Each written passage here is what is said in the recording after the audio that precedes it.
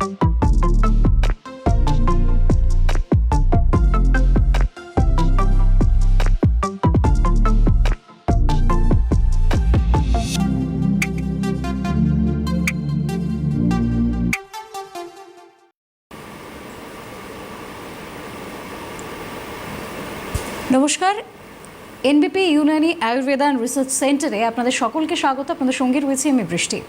এই মঞ্চটা মানেই এই 9:30টার যে অনুষ্ঠান আর এই যে মঞ্চ, সেই মঞ্চটা মানেই আপনারা সকলেই জানেন আয়ুর্বেদিক যে ওষুধ, তার যে চিকিৎসা পদ্ধতি, সেই সমস্ত কিছুর একটা অনন্ত দিক, যে দিকটা এই এনবিপি Unani and Ayurveda research centre তারা উন্মুক্ত করে দিচ্ছে আপনাদের সামনে। প্রত্যেক দিন এদের কাছে প্রত্যেকটা রোগ, প্রত্যেকটা ওষুধ, সে সমস্ত কিছুর রিসার্চ হচ্ছে, আর সেই রিসার্চের যে ফলাফল সেটা সাধারণ মানুষের কাছে তারা পৌঁছে দিচ্ছেন। আমি বহু মানুষকে শুনেছি এই অ্যালোপ্যাথি, হোমিওপ্যাথি এগুলোর কথা বলতে, যে এমন অবস্থা যে তারা বারবার বলছেন এবার একটু আয়ুর্বেদিক ট্রিটমেন্ট, এটা একটু আমি দেখতে চাই, আয়ুর্বেদিক ট্রিটমেন্ট নিয়ে দেখতে চাই কি উপায় দাঁড়ায়। এরকম বহু মানুষ আমার বাড়িতেও রয়েছেন। আমার মা নিজেই এরকম একটি রোগে ভুগছিলেন, আর তিনি আয়ুর্বেদের মাধ্যমে তার ফলাফলটা পেয়েছেন, তিনি এখন যথেষ্ট সুস্থ। আমার মা ছাড়াও এরকম বহু মানুষ আমার আশেপাশে রয়েছেন যারা আয়ুর্বেদিক ট্রিটমেন্ট নিয়ে বর্তমানে প্রচণ্ড সুস্থ রয়েছেন, ভালো রয়েছেন, আর তারা আয়ুর্বেদের উপর বিশ্বাস রাখেন। এনবিপি ইউনানিও তেমনই একটি সংস্থা যেটা আমাদের আয়ুর্বেদের উপর বিশ্বাস অনেকাংশে বাড়িয়ে দিচ্ছে, আমাদের জীবনকে আরও বেশি সুস্থ এবং সুন্দর করে তুলছে। আর এই যে অনুষ্ঠান, এই অনুষ্ঠান আমরা আপনাদের সামনে টেলিভিশনের পর্দায় তো তুলে ধরছি, আপনারা যারা ওপারে রয়েছেন তারা সেই অনুষ্ঠান দেখতে পাচ্ছেন, কিন্তু তাছাড়াও যারা বাইরে রয়েছেন, যারা এই অনুষ্ঠানটি প্রত্যেক দিন নিয়মিত দেখতে চান কিন্তু আজকে কোনো কারণে দেখতে পাচ্ছেন না, তাদের জন্যেও আমাদের ইউটিউব চ্যানেল সিটিভিএন একেটি প্লাস, সেখানে এই প্রোগ্রাম লাইভ অনুষ্ঠিত হচ্ছে, সেখান থেকে আপনারা দেখতে পারেন। আপনাদের ফোনে, মুঠো ফোনে অবশ্যই ইউটিউব রয়েছে, সেখান থেকে আপনারা এই অনুষ্ঠান দেখতে পারেন। এছাড়াও যারা টিভির পর্দার উল্টো দিকে বসে আছেন তারা যদি চান এখানে সরাসরি ফোন করুন, সরাসরি কথা বলুন বলে একটি নাম্বার যাবে, আপনারা সরাসরি আমাদের গেস্টের সঙ্গে এই অনুষ্ঠানে কথা বলতে পারেন, নিজেদের সমস্যা জানাতে পারেন, আর সরাসরি সেই সমাধানও পেয়ে যেতে পারেন। আজকে আমরা যে বিষয়টা নিয়ে আলোচনা করব সেটা হচ্ছে GERD। এই বিষয়টি কি, কেন হয়, কী কী তার লক্ষণ, আয়ুর্বেদে কি তার চিকিৎসা রয়েছে, সেই সমস্তটা নিয়ে আজকে বিস্তারিত আলোচনা করব। আমার সঙ্গে আজকে যিনি রয়েছেন NBP Unani and Ayurveda research সেন্টারের CMD doctor Binod Sharma. Sir অনেক স্বাগত। নমস্কার স্যার, শুরুতেই আমার প্রথমেই টপিকটা শোনার পর মনে যে প্রশ্নটা এসেছিল, GERD এই বিষয়টি কি? দেখুন, GERDটা ফুল ফর্মটা আপনি যদি বলেন গ্যাস্ট্রো ইসোফেজিয়াল রিফ্লাক্স ডিজিজ। আচ্ছা। এই ডিজিজের মধ্যে প্রচুর মাত্রায় অ্যাসিডিটি হয়, মানে এইরকম একটা অ্যাসিডিটি হয় যেখানে আপনি জল খেলেও নাকি আপনার অ্যাসিডিটি হতে চালু হয়ে যায়। তো এটা খুবই একটা খারাপ ডিজিজ। যদি ডায়াগনোসিস যদি করতে হয় কি GERDটা, ডায়াগনোসিসটা আমি কীভাবে কী করব, তার জন্য ইন্ডোস্কোপি রিপোর্ট করতে হয়। ইন্ডোস্কোপি রিপোর্ট করলে ডায়াগনোসিস করা যায় এটা সমস্যা রয়েছে GERD। এবার এই যে প্রবলেমটা, এই প্রবলেমের জন্যে আলটিমেটলি যদি আপনি ট্রিটমেন্টে যদি কথা বলেন, আমি সরাসরি ট্রিটমেন্টের মধ্যে যদি চলে আসি, তাহলে কিন্তু এর কোনো চিকিৎসা নেই, সেই আপনাকে গ্যাসের বড়ি খেতে হবে। আজকে ধরুন সকালবেলা ঘুম থেকে উঠেই যে গ্যাসের বড়ি খাওয়ার এক অভ্যাসটা, যেটা আপনি প্রোগ্রাম করার আগেই একটা কথাটা বললেন যে আমার মায়ের সমস্যাটা ছিল, তো এইরকম বহু মানুষ আছে যারা নাকি গ্যাসের বড়ি খায় সকালবেলা ঘুম থেকে উঠে। এই অভ্যাসটা কিন্তু খুবই খারাপ। কারণটা হচ্ছে দীর্ঘদিন যদি এরকম যদি গ্যাসের বড়ি যদি আমরা খেতে চালু করি, তাহলে কিন্তু ডেফিনেটলি আমাদের গ্যাস্ট্রিক আলসার হবে, GERD হবে, ঠিক আছে। তো এই যে ডিজিজগুলো রয়েছে না, এই ডিজিজগুলোর জন্যে আপনাকে সারা জীবন ওষুধ খেতে হবে না।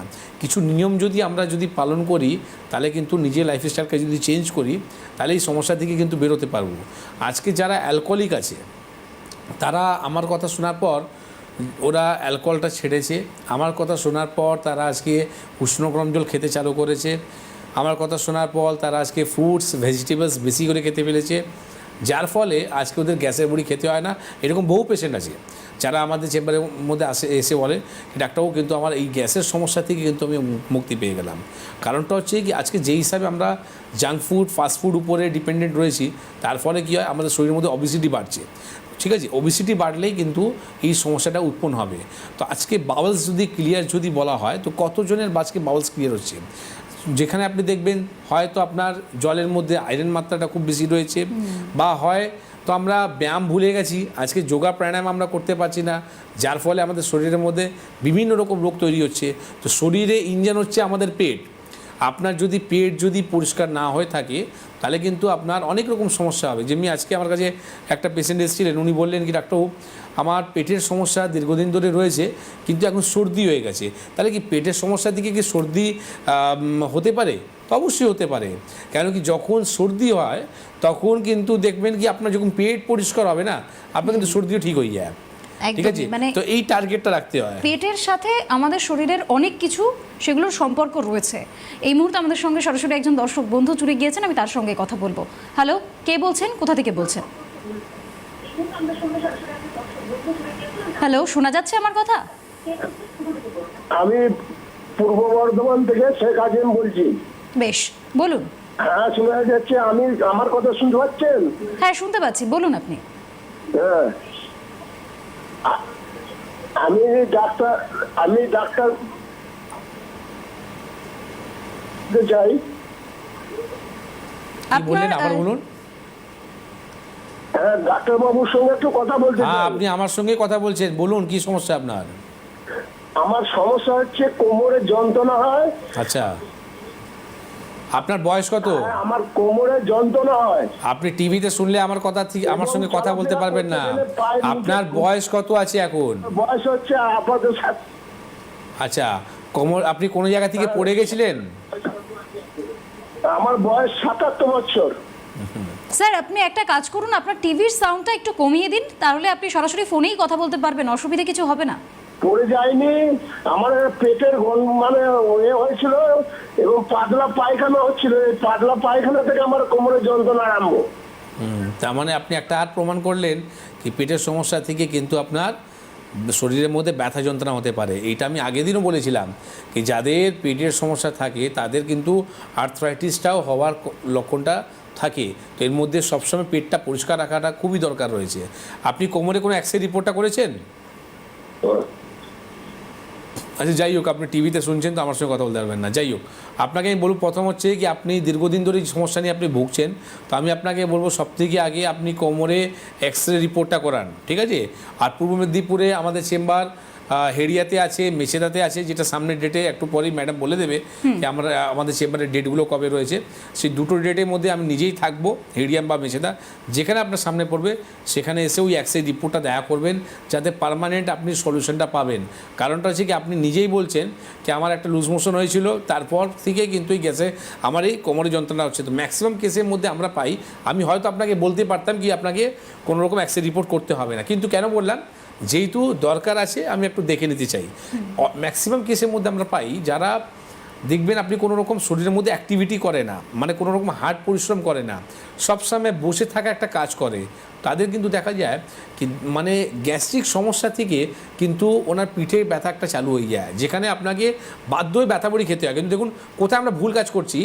আমার ব্যথা হচ্ছিল গ্যাসের জন্যে, আর আমি ব্যথা বড়ি খেলাম, তাতে আমার ব্যথাটা রিলিজ হলো, কিন্তু গ্যাস আরও বেশি হলো। যার ফলে কী হলো, সেখানে স্টোর হয়ে গেল, একটা জায়গা তৈরি করে নিল আপনার পিছনে ব্যাক সাইডে, সেখানে আপনার এইরকম ব্যথা হচ্ছে, মনে হচ্ছে আপনাকে কোনো আমি কার্ডিওলজিস্টকে দেখাবো, হ্যাঁ আমি কোনো হার্টের ডাক্তারকে দেখাবো, কিন্তু আলটিমেটলি কী হচ্ছে, সেই ব্যথা আর যাচ্ছে না। তো আমি আপনাকে বলবো যদি এই পেটের সমস্যা থেকে যদি আপনার ব্যথা যদি আসছে, তাহলে আপনি উষ্ণ গরম জল খেতে চালু করে দিন, ঠিক আছে?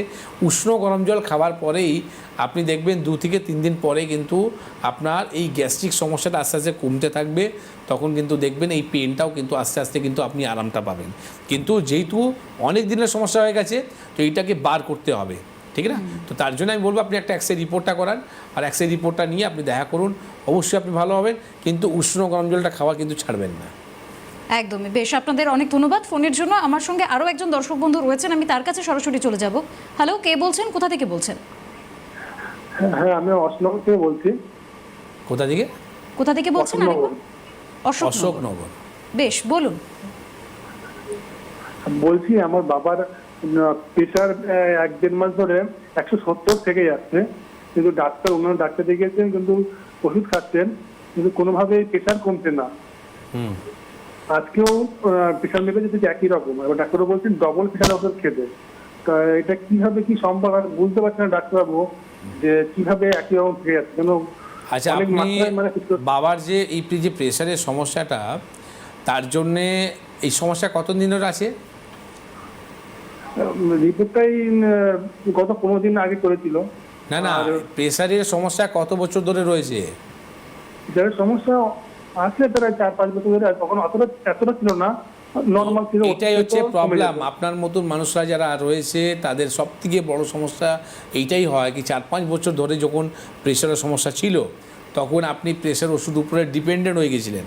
আজকে কি হলো, সেই ওষুধ আর কাজ করছে না। আপনার যেই ডাক্তারবাবু ওষুধ দিয়েছিল সেই ডাক্তারবাবু এখন বলছে কি আপনার প্রেশার ওষুধটা বাড়িয়ে দিন, ঠিক না? তো এবার প্রেশার ওষুধ একটা যে সাইড ইফেক্ট কী হয়, কিডনি নষ্ট হয়।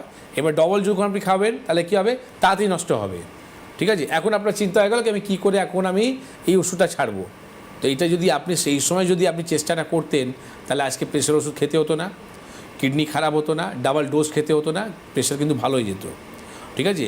তো যাই হোক, হয়তো আপনি জানতেন না, ঠিক আছে, কি প্রেশার সমস্যাটা ভালো করা যায়। হয়তো আজকে প্রোগ্রাম মাধ্যমে আপনি জানতে পেলেন কি ব্লাড প্রেশারও কিন্তু ভালো হয়, ওষুধ ছাড়াও কিন্তু ভালো থাকতে পারেন। কিন্তু দয়া করে যখন আমি বলবো না ততক্ষণ আপনি ওষুধ ছাড়বেন না। প্রেশার ওষুধ দুম করে বন্ধ করতে নেই। আমরা যখন বলবো তখন কিন্তু ট্যাপলিং করে আস্তে আস্তে করে বন্ধ করব। এখন ওনাকে করুন বেল পাতা দিতে চালু করুন, ঠিক আছে? বেলপত্রটা 3 পিস করে থাকে, তো আপনি 3 পিস বেলপত্র যেটা একসঙ্গে থাকে সেটাকে আপনি ভালো করে ধুয়ে নিন। ধুয়ে নেবার পর বাবাকে চিবিয়ে খেতে বলুন। সেখানে সামান্য একটা বেলপত্র খাবার পরেই কিন্তু ওনার প্রেশারটা কিন্তু নর্মালি চলে আসবে। যেটা আপনি আপনি ডাক্তার দেখাচ্ছেন, অনেক আপনি চিন্তা করছেন, সেখানে কিন্তু বেলপাতা খেলে কিন্তু প্রেশারটা নর্মাল করা যায়। এটা আপনি করুন। লবণ খাওয়াটা বন্ধ করুন, সন্দক লবণ খেতে বলুন। আর খাওয়ার মধ্যে খাসি মাংস আর ডিমটা খাওয়াটা বন্ধ করে দিন, ঠিক আছে? এইটা আপনি করতে চালু করুন। এর সাথে সাথে অবশ্যই চিকিৎসা করান। বারবার বলছি, এখনও যদি আপনি না নেগলেন্সি করেন, ঠিক রকম যদি প্রেশারকে যদি চেষ্টা না করেন ভালো করার জন্যে, তাহলে কিন্তু আগামী দিন আপনার দুঃখী দিন আছে। তো অশোকনগর থেকে খুব বেশি দিন নয়, আমাদের মধ্যমগ্রাম হেড অফিস আছে, সেখানে এসে আপনি দেখা করতে পারেন। বেশ, অনেক ধন্যবাদ। আমি একটা কথা যেটা বলবো, মানে আমার খুব ভালো লাগলো জিনিসটা শুনে, যে এই যে আশেপাশে প্রচুর ইনগ্রিডিয়েন্টস রয়েছে যেগুলো আমাদের আয়ুর্বেদ আমাদের হাতে তুলে দিয়েছে, যেগুলো আপনাদের চিকিৎসা, আমরা সাধারণ মানুষ সেগুলো জানি না। এই সামান্য একটা বেল পাতা, সেটাও যে আমাদের কত বড় একটা ধাক্কা থেকে বাঁচিয়ে দিতে পারে, সেটা স্যার বললেন। আমার খুবই ভালো লাগলো যে একটা সামান্য বেল পাতা সেটাও একটা ব্লাড প্রেশারের মতো রোগকে কন্ট্রোলে আনতে পারে। আমি আরেকবার চলে যাব, আমাদের সঙ্গে আরও একজন দর্শক বন্ধু রয়েছেন। হ্যালো, কে বলছেন, কোথা থেকে বলছেন? নমস্কার, মুর্শিদাবাদ থেকে বলছি ম্যাম। বেশ, আপনার নাম? হ্যাঁ, সুজয় চক্রবর্তী। বেশ, বলুন। বলছিলাম আমার তো হাঁটুর সমস্যা, ডাক্তারবাবুর সঙ্গে একটু কথা বলতে যাই। আপনি আমার সঙ্গে কথা বলছেন, এবার আপনি বলুন কি হাঁটু যে সমস্যাটা, তার জন্য কোনো হ্যাঁ, অ্যাক্সিডেন্ট হাঁটু রিপোর্ট আপনি নিয়ে আমি করেছেন? অনেক দিন ধরে কষ্ট পাচ্ছি। আমার অ্যালোপ্যাথি চিকিৎসা সবকিছু করা হয়ে গেছে। আমার কাছে সব কিছু করার পরই পেশেন্ট আসে, তার আগে পেশেন্ট আসে না। যাই হোক, এখন আপনার কাছে যে ডাক্তারবাবুকে আপনি দেখাচ্ছিলেন তারা কি বলছে, অস্টিও আর্থ্রাইটিস হয়েছে না অস্টিওথ্রোসিস হয়েছে? অস্টিওআর্থ্রাইটিস, কার্টিলেজ শুকিয়ে গেছে, হাড় ক্ষয়ে গেছে, অপারেশন ছাড়া কিছু হবে না। তা এখন কি ভাবছেন, অপারেশন করবেন? না না, এই বয়সে আমি অপারেশন করার চিন্তা ভাবনা ভাবছি না। আমি আপনাদের চিকিৎসার ব্যাপারে একটু জানতে চাইছি। আমি তো ইনজেকশন করে এসেছিলাম, তাও কোনো ফল পাইনি। তাহলে আপনি দেরি না করে আপনি ট্রিটমেন্ট করতে চালু করুন, ঠিক আছে? আর যদি আমার কথাতে যদি বিশ্বাস যদি না হয়, তাহলে আপনার ফোনের তো গুগল বাবা আছে, গুগল বাবাতে সার্চ করে নিন কি সাবস্টিটিউট কী রয়েছে, আপনার অপারেশন ছাড়া সাবস্টিটিউট কী কী আছে, আপনার ন্যাচারাল জেল কী করে তৈরি করা হয়। বিশর্মা মিথ্য কথা বলতে পারে, কিন্তু আপনার গুগল বাবার উপর তো ভরসা আছে, সে তো মিথ্য কথা বলবে না, তো করে নিন, ঠিক না? তো এই জন্যে বলবো আয়ুর্বেদকে আপনি ছাড়বেন না। আয়ুর্বেদই একটা গতি আছে যে মানুষকে সার্জারি ছাড়াও কিন্তু ভালো করতে পারে। আপনার যদি জেল যদি শোকাচ্ছে, সেখানে মাত্র একটা জানুবস্তি দিয়েও কিন্তু জেল তৈরি করা যায়। কিন্তু কটা মানুষ জানে, ঠিক আছে? বা অনেকজন আমার সঙ্গে চ্যালেঞ্জে কথা বলে, তো আমি তো বলে দিই নিয়ে আসুন। আমার কাছে প্রমাণ আছে বহু পেশেন্টরা যারা ভালো হয়ে গেছেন। আপনি দেখান সার্জারি করে কটা রুগী আপনার কাছে ভালো হয়েছে, ঠিক না? তো আপনাকে বলবো বহরমপুরে আমাদের চেম্বার আছে, আর আপনি তো অনেক ডাক্তার দেখালেন, তো আপনি ছেড়ে দিন, সমস্ত কাগজপত্র রিপোর্টগুলো নিয়ে আসুন। সেখানে আর আপনাকে রিপোর্ট করতে বলা হবে না, সেই রিপোর্ট মাধ্যমে ট্রিটমেন্ট করা হবে। রিপোর্ট করা বলা হবে যখন চিকিৎসাটা শেষ হবে তখন আপনাকে রিপোর্ট করতে বলা হবে, আর তখন আপনাকে জিজ্ঞেস করব কি বলুন আপনি কেমন রয়েছেন।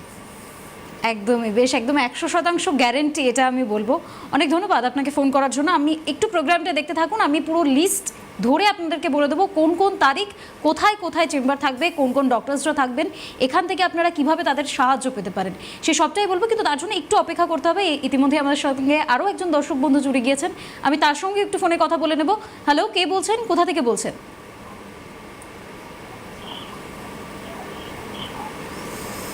হ্যালো, আমার কথা শোনা যাচ্ছে? হ্যালো, বোধহয় যোগাযোগ বিচ্ছিন্ন হয়েছে। আমি একবার তারিখগুলো, জায়গার নাম এবং কোন কোন ডক্টরসরা থাকবেন সেটা একবার ক্লিয়ারলি বলে দিই। 24 তারিখ অর্থাৎ এই মাসের, ফেব্রুয়ারি মাসের 24 তারিখ হেরিয়া, সেখানে থাকবেন ডক্টর বি শর্মা স্যার, নিজেই থাকবেন। আপনারা সেখানে আসতে পারেন, স্যারের সাথে কথা বলতে পারেন, আর আয়ুর্বেদের সমস্ত সমস্যার সমাধান আপনারা নিয়ে যেতে পারেন একদম সরাসরি স্যারের থেকে। আর তারপরে 25 তারিখ অর্থাৎ 24 তারিখের পর 25 তারিখ সেখানে মেচেদা, সেখানেও স্যার নিজেই থাকবেন। দুদিন পর পর দুটো জায়গায় স্যার থাকবেন, আপনারা আসতে পারেন, তার সঙ্গে কথা বলতে পারেন। এরপর আমি চলে যাব মার্চ মাসে, সেখানে 13 তারিখ রায়গঞ্জে থাকবেন ডক্টর এস ঘোষাল, তিনি থাকবেন। এছাড়াও 28শে ফেব্রুয়ারি বাঁকুড়া ডক্টর এ হালদার, 14 তারিখ 14ই ফেব্রুয়ারি দুর্গাপুর ডক্টর বি শর্মা, 14 তারিখ বর্ধমান ডক্টর এন ভট্টাচার্যা, 14 তারিখ মালদা ডক্টর এস ঘোষাল, 14 তারিখ আরামবাগ ডক্টর এ হালদার, 14 তারিখ কোচবিহার ডক্টর এস খান, 14 তারিখ বোলপুর ডক্টর এস ভাদুরী, আচ্ছা এস ভাদুরী, এবং 19 তারিখ বনগাঁ ডক্টর এস ভাদুরী, 20 তারিখ ক্যানিং, সেখানে এ হালদার থাকবেন। 21 তারিখ শিলচর ডক্টর বি শর্মা থাকবেন, স্যার নিজেই থাকবেন আবারও। এর পাশাপাশি 21 তারিখ বলরামপুর, সেখানে থাকবেন ডক্টর এ হালদার। 21 তারিখ শিলিগুড়ি ডক্টর এস ঘোষাল। 21 তারিখ খড়গপুর ডক্টর এন ভট্টাচার্য। 22 তারিখ গুয়াহাটি, আবারও সেখানে স্যার নিজেই থাকবেন, বি শর্মা থাকবেন। 22 তারিখ আগরতলা ডক্টর এন ভট্টাচার্য থাকবেন। 22 তারিখ গঙ্গারামপুর, সেখানেও থাকবেন ডক্টর এস ঘোষাল। 22 তারিখ কৃষ্ণনগর, সেখানে থাকবেন ডক্টর এ হালদার। এর পাশাপাশি 22 তারিখে জামশেদপুর, সেখানে থাকবেন ডক্টর এস ভাদুরী। এই হলো ফেব্রুয়ারি মাসের তালিকা। ফেব্রুয়ারি মাসের প্রত্যেকটা দিন ধরে ধরে আমি জায়গার নাম বলে দিলাম। সেই সমস্ত জায়গায় স্যার কিছু কিছু জায়গায় নিজেও থাকবেন। আমি আবারও একবার স্যার যেখানে আলাদা করে থাকবেন সেই জায়গাগুলোর নাম আপনাদেরকে বলবো। তবে এবার একটু মার্চ মাসে যেতে হবে, অর্থাৎ পরের মাসে। মার্চ মাসের 1 তারিখেই রয়েছে পুরুলিয়া ডক্টর এ হালদার। 2 তারিখ রয়েছে ঝাড়গ্রাম ডক্টর এ হালদার। 7 তারিখ Asansol doctor B Sharma, sir নিজে থাকবেন। 8 তারিখ কাকদ্বীপ, সেখানে থাকবেন ডক্টর এস ভাদুরী। 9 তারিখ হকলিয়া, সেখানে থাকবেন ডক্টর এ হালদার। 9 তারিখ ডিব্রুগড়, সেখানে থাকবেন ডক্টর এস ঘোষাল। এবং 15ই মার্চ অর্থাৎ মেদিনীপুর, সেখানে থাকবেন ডক্টর বি শর্মা নিজেই। আমি আবারও একবার প্রোগ্রাম শেষ হওয়ার আগে স্যার কোথায় কোথায় পার্সোনালি বসবেন সেই তালিকা আপনাদের দিয়ে দেবো, তার জন্য এই অনুষ্ঠানটা পুরোটা দেখতে হবে। স্যার আবারও একবার আমরা আলোচনায় ফিরি। এই যে জিইআরডি, এটার যে ধরনটা আপনি বললেন যে ভিতরে গ্যাস তৈরি হতে থাকবে, এটা আপনারা নির্ণয় করেন কি করে যে এই প্রবলেমটাই হচ্ছে? আয়ুর্বেদিক মতে এটাকে আলাদা স্পেসিফিক করেন কি করে? দেখুন, আপনার আলাদা করে কিছু নয়। প্রথম হচ্ছে কি, যখনই পেশেন্টরা আসে না তখন তাদের আমরা বলি কি জিভটা আপনি দেখান। আচ্ছা, তো জিভ দেখেও কিন্তু অনেক ধরনের ডিজিজগুলো ডায়াগনোসিস করা যায়। ঠিক আছে, আমাদের যে জিভে যে কালার আছে সেই কালারটাই কিন্তু আপনার বলে দেয় কি আপনার পেটে কতটা সমস্যা রয়েছে, কতটা আপনার অ্যাসিড তৈরি হচ্ছে, আপনার দাঁতগুলো খারাপ হচ্ছে কিনা। তো সামান্য একটা দেখুন মাড়ির সমস্যা, দাঁতের সমস্যা, জিভের সমস্যা, সেখান থেকে কিন্তু ডায়াগনোসিস করা যায়। সেটাকে কিন্তু আপনি ইন্ডোস্কোপি, একটা যে হার্ড আপনার রিপোর্ট যেখানে মানুষকে অজ্ঞান করে রিপোর্ট করতে হয়, সেই রিপোর্ট ছাড়াও কিন্তু ডায়াগনোসিস করা যায়। আলটিমেটলি আমি বলি কি ডায়াগনোসিস আপনার হলো, ট্রিটমেন্টটা কোথায় আপনার কাছে? ট্রিটমেন্ট তো কিছুই নেই। তো সেখানে যদি আমরা বলি আজকে আপনার উষ্ণ গরম জল যদি আপনি খেতে যদি চালু করেন, তার সাথে আপনি জাঙ্ক ফুড ফাস্টফুডটাকে কমিয়ে দেন, লাইফস্টাইলের মধ্যে আপনি ব্যায়ামটাকে অ্যাড করবেন, ভেজিটেবলস অ্যান্ড ফ্রুটস উপরে আপনি বেশি করে জোর দেবেন, তাতেই তো আমি আপনাকে বলবো কি জিআরডির মতো সমস্যা থেকে আপনি পার হতে পারবেন। উইদাউট মেডিসিন আপনি গ্যাসের সমস্যা থেকে মুক্তি পেতে পারেন, ঠিক না? তো এই জিনিসটা আপনি কন্টিনিউ করুন না। এর সাথে সাথে আমাদের আর একটা জিনিস আছে, যেটা হচ্ছে আমরা হুড়ুবাড়িতে কী করি, আমরা কাজের মধ্যে যখন বেরোই তখন খাওয়াটা কিন্তু ভালোভাবে চিবাই না। তো আমাদের 32টা দাঁত রয়েছে না, তার কারণটা হচ্ছে কি 32 বার খাওয়াটাকে চিবাতে হয়। আমরা কি করি, তারা ওর মধ্যে আমরা খাই, ভালোভাবে চিবাতে পারি না, যার ফলে কী হয়, আমাদের স্লাইভা তৈরি হয় না।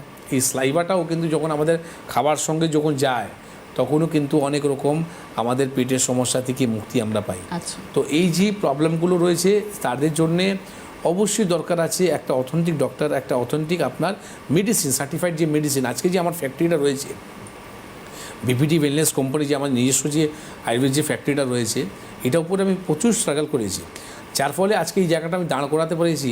আজকে এনবিপিতে যে কথাগুলো মেডিসিন যে কথা বলে, সেটা কারণটা হচ্ছে কি আমরা কোনো মেডিসিনে মার্কেটিং করি না, আমরা মেডিসিনের মধ্যে কোনো রকম কম্প্রোমাইজ করি না।